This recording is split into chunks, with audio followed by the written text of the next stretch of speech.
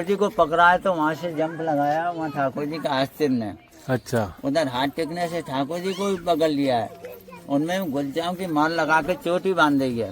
तब ग्वाल वाल कहते हैं कि दादा हमने ब्रिज गोपीन को माखन खाए हो, इनने हमारी चोटी बांध रखी है।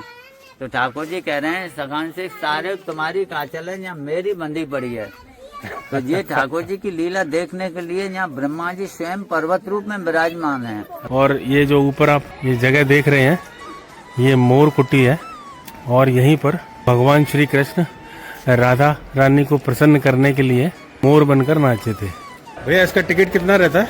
इसका टिकट अप डाउन 100 रुपए का है। अप डाउन 100 रुपए है। तो कैपेसिटी कितनी है इसकी? कैपेसिटी वेट तो उठाता है ये 480 kg। हाँ। 6 सवारी आती है वो डिब्बे में और एक साथ 3 चलते हैं, तीनों में 18 सवारी आती है। हाँ हाँ।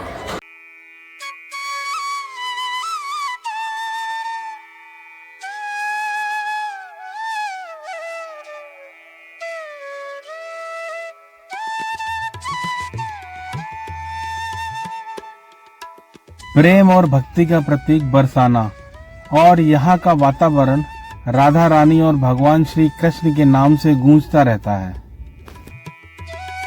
माता लक्ष्मी का स्वरूप श्री राधा रानी जी का बचपन जहाँ बीता उसे हम बरसाने के नाम से जानते हैं। इसी जगह हमें साक्षात दर्शन होते हैं द्वापर युग के उन स्थानों के जहाँ भगवान कृष्ण और राधा रानी जी ने लीलाएं की थी, जैसे कि ये सकरी खोर, जहाँ भगवान कृष्ण गोपियों से उनकी जाने देने के बदले में माखन लिया करते थे। और इसी जगह पर राधा रानी ने भगवान कृष्ण की बंसी छीन ली थी और यहाँ पर ही आपको दिखाई देते हैं भगवान कृष्ण के हाथों के निशान। और ये जमीन के नीचे बना राधा रानी जी का अद्भुत रास स्थल, जहाँ राधा रानी जी और भगवान कृष्ण आज भी रास करने आते हैं और उनका श्रृंगार किया जाता है। यह राधा सरोवर जिसे भगवान कृष्ण ने अपनी बंसी से प्रकट कर दिया था। आज मैं आपको बरसाने में राधा रानी की परिक्रमा के दर्शन करवाने वाला हूँ, जिसे करने से कहते हैं कि गोवर्धन परिक्रमा से भी 7 गुना ज्यादा फल प्राप्त होता है। तो वीडियो को पूरा जरूर देखिएगा और अगर चैनल पर पहली बार आ रहे हैं तो चैनल को भी सब्सक्राइब कर लीजिएगा। बस स्टैंड से 5 मिनट पैदल चलने पर हम पहुंच जाते हैं बरसाना के मुख्य बाजार क्षेत्र में, जहां से श्री राधा रानी जी का पहाड़ी पर स्थित मंदिर साफ साफ दिखाई देने लगता है। और मुख्य बाजार क्षेत्र में हम जिस स्थान पर अभी खड़े हैं, इस स्थान को सुदामा चौक नाम से जानते हैं। जो श्रद्धालु परिक्रमा के लिए आते हैं वे सभी अपनी परिक्रमा इस स्थान से प्रारंभ करते हैं और वापस इसी स्थान पर आकर अपनी परिक्रमा को पूर्ण करते हैं। परिक्रमा में आगे बढ़ने पर एक चौक रास्ते में मिलता है जिसे हम रंगीली चौक के नाम से जानते हैं। और इस चौक के चारों ओर के भवन और दीवारें आपको अलग अलग रंगों से रंगी हुई मिलती हैं। इसी जगह पर बरसाने की प्रसिद्ध लट्ठमार होली खेली जाती है। रास्ते में आपको परिक्रमा मार्ग बोर्ड भी दिखाई देते हैं जो परिक्रमा का सही रास्ता दिखाते हैं।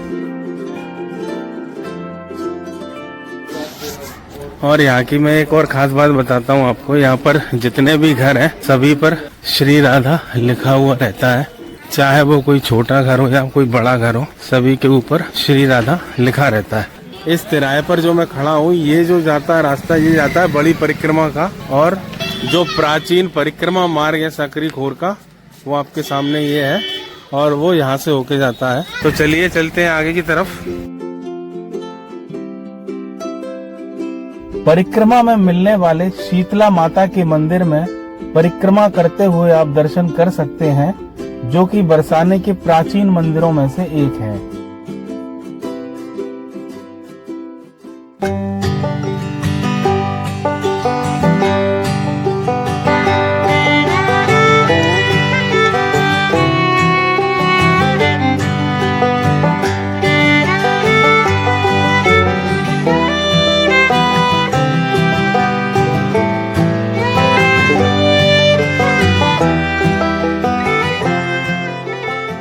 और करीब 10 मिनट पैदल चलने के बाद हम पहुंच जाते हैं परिक्रमा के अगले पड़ाव पर, जिसे हम सकरी खोर के नाम से जानते हैं। यह नुकीली और पैनी चट्टानों का बना एक सकरा रास्ता है, जहां भगवान कृष्ण और श्री राधा रानी जी ने लीलाएं की थी। और यह सकरी खोर स्थान का क्या महत्व है, जानते हैं वहाँ के पंडित जी से। इस स्थान को बोलते हैं सकरी गली। रेम गली अत साकरी, यहाँ में दो न समाए। इस मार्ग से एक ही आदमी निकल सकता है। पहला रहस्य तो ये है कि इस मार्ग से एक ही आदमी निकलता है। इसी मार्ग को ठाकुर जी ने गोपियों के लिए चुना है। ये पक्ष देख रहे हो, ये श्याम वरण कन्हैया स्वरूप पक्ष है। श्यामला पर्वत ऊपर है, वो कन्हैया जी की बैठक है। ये ग्वालवालों की बैठक, इधर गौर वरण रात का स्वरूप पक्ष है, ऊपर राधिका जी की बैठक है। तो ठाकुर जी के तो नंदगांव मिलते या यहाँ गाय चराने आते तब मिलते। गाय चराते बंसी बजाते, तो बंसी की आवाज सुनकर राधे गोपियों से बोली कि चलो सखी यहाँ चालिए, वहाँ मिले ब्रिजराज, गोरस बेचन हरि मिले, एक पंथ दो काज। जिस मार्ग से चलो यहाँ श्याम सुंदर हरि से मिलान हो जाएगा, गोरस ही बेचेंगे। तो पहले ब्रिज गोपियाँ गोरस बेचने के लिए इसी मार्ग से जाती हैं, और गोरस माखन दूध दही बेच के गृहस्थ पालन होता था। माखन हाँ। तो ठाकुर जी ने देखा ब्रिज गोपियाँ गोरस लेके कंस दूतों को जा रही हैं, अब ये कंस के लिए नहीं जाना चाहिए। और ग्वाल वालों को साथ में लाकर यहाँ गोपियों का मार्ग रोका है। गोपियों से कह रहे हैं कि ठाड़ी रोरी ग्वालिनी दे जाओ मेरो दान, यही दान के कारण छोड़ दिया वैकुंठ सदान। मैं आपके माखन दूध दही भाप के पीछे वैकुंठ धाम छोड़ के आया, मुझे इस मार्ग का दान चाहिए, टैक्स चाहिए। तो गोपियाँ ठाकुर जी को दान नहीं देती हैं और कहती हैं कि दान दान कर राखे मोहन, ना दे दज की किनकी, और छाछ हमारी जो भी वैसो टहल करे सब दिन की। जो घर में सब दिन काम करता है, गौ चराता है, उसके लिए छाछ मिलती है। आप तो मूल तत्व माखन का दान मांग रहे हो, ऐसे कह रहे हो आपके बाबा का मार्ग हो। ठाकुर जी से गोपियाँ कह रही हैं ये मार्ग तेरे बाप को बाबा का नहीं है, इसका टैक्स दे दान ने। तो ठाकुर जी ग्वाल वालों को इशारा मार देते और गोपियों की माखन दूध दही मटकी भोग लगा के इसी स्थान पे तोड़ देते हैं। तो त्रिलोकी नाथ तीन लोक में पूजे हैं। यहाँ गोपियों से दान भी लिया है और मार भी खाई है। तो गोपियों की मटकी तोड़ते माखन खाते हैं तो गोपियाँ नाराज होती हैं। एक दिन एकजुट होके गोपियाँ आती हैं, कुछ छुपे रस्तम कुछ मटकी लेकर। जैसे यहाँ ग्वालवाल मार्ग रोकते हैं तो सारी गोपियाँ सबको पकड़ती हैं और गुलचाओं की माल लगा लगा करके सबकी चोटी रूखों से बांध देती हैं। इधर ठाकुर जी को पकड़ा है तो वहाँ से जंप लगाया, वहाँ ठाकुर जी का आश्चर्य है। अच्छा, उधर हाथ टेकने से ठाकुर जी को भी पकड़ लिया है। उनमें गुलचाओं की माल लगा के चोटी बांध दी है। तब ग्वालवाल कहते हैं कि दादा हमने ब्रिज गोपीन को माखन खाए हो, इनने हमारी चोटी बांध रखी है। तो ठाकुर जी कह रहे हैं सखान से सारे तुम्हारी काचल है, यहाँ मेरी बंधी पड़ी है। तो ये ठाकुर जी की लीला देखने के लिए यहाँ ब्रह्मा जी स्वयं पर्वत रूप में विराजमान है। हाँ, ये पर्वत का क्या नाम है? ब्रह्माचल पर्वत। ब्रह्माचल पर्वत बोलते हैं इसको। तो ब्रह्मा जी के चार मुख हैं। इन पर्वतों की चोटी पे चार गढ़ हैं ठाकुर जी के। इस पर्वत पे बिलासगढ़, आगे महेश पर्वत मानगढ़, इधर पड़ेगा आपको दानगढ़, और श्री जी विराजमान है उसको बोलते हैं भानगढ़। सकरी खोर से 10 मिनट पैदल चलने पर हम पहुंच जाते हैं गहवर वन के रास्ते की तरफ, जहां हमें दर्शन होते हैं राधा कुंड के। कहते हैं जब रास करते करते राधा रानी जी को प्यास लगी थी तो भगवान कृष्ण ने अपनी बंसी से इस कुंड को प्रकट कर दिया था। और ये जो ऊपर आप ये जगह देख रहे हैं, ये मोर कुटी है, और यहीं पर भगवान श्री कृष्ण राधा रानी को प्रसन्न करने के लिए मोर बनकर नाचे थे। और जमीन के नीचे बना राधा रानी जी का रास स्थल, जहां राधा रानी जी और भगवान कृष्ण आज भी रास करते हैं और उनका श्रृंगार किया जाता है।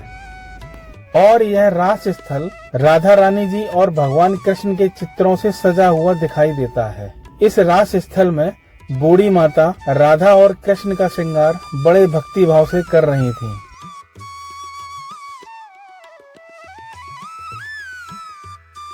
परिक्रमा में आगे बढ़ने पर हम आ जाते हैं मान मंदिर की सीढ़ियों के ठीक सामने, जहां से मान मंदिर जाने के लिए हमें 250 सीढ़ियां चढ़नी होती हैं।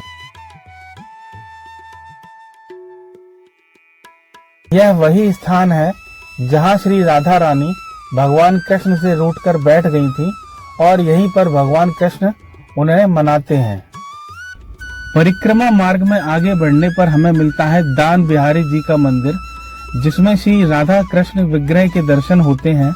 इसी मंदिर के सामने ही बने हुए इस स्थान पर राधा रानी जी झूला झूला करती थी।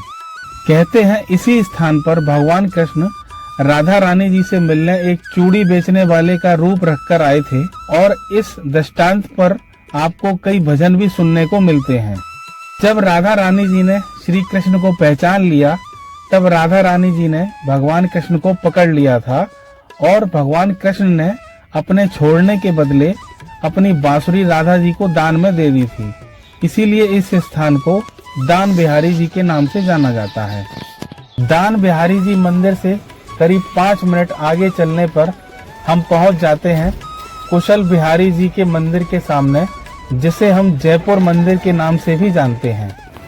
100 वर्ष पुराना बना हुआ यह मंदिर जयपुर रियासत के राजा माधव सिंह द्वितीय ने बनवाया था और वर्तमान में यह मंदिर राजस्थान सरकार की देखरेख में है।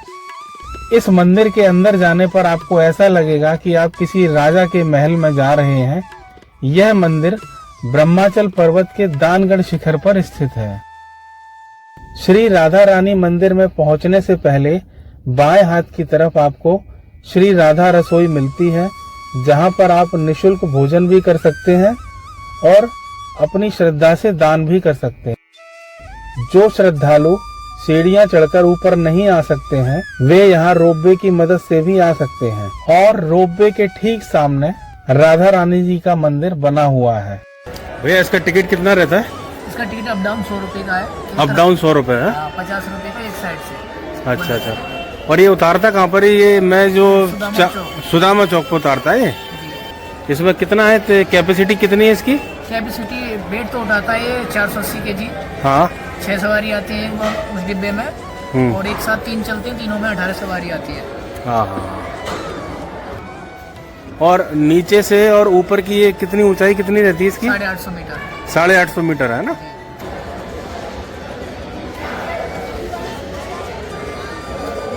कहते हैं इस मंदिर का निर्माण सबसे पहले राजा ब्रजनाभ ने करवाया था, जो भगवान कृष्ण के परपोते थे। समय के साथ मंदिर खंडहर में बदल गया था और चैतन्य महाप्रभु के अनुयायी नारायण भट्ट जी ने इसे पुनः ढूंढ निकाला था और साल 1675 में राजा वीर सिंह ने इस मंदिर का निर्माण करवाया था।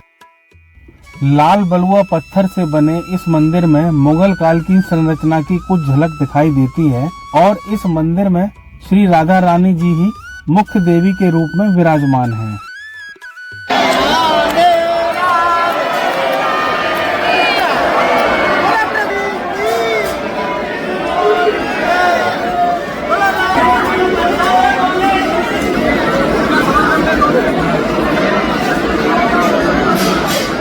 इस मंदिर में आप गौ माता को वस्त्रों का दान भी कर सकते हैं और अपनी मनोकामना मांग सकते हैं।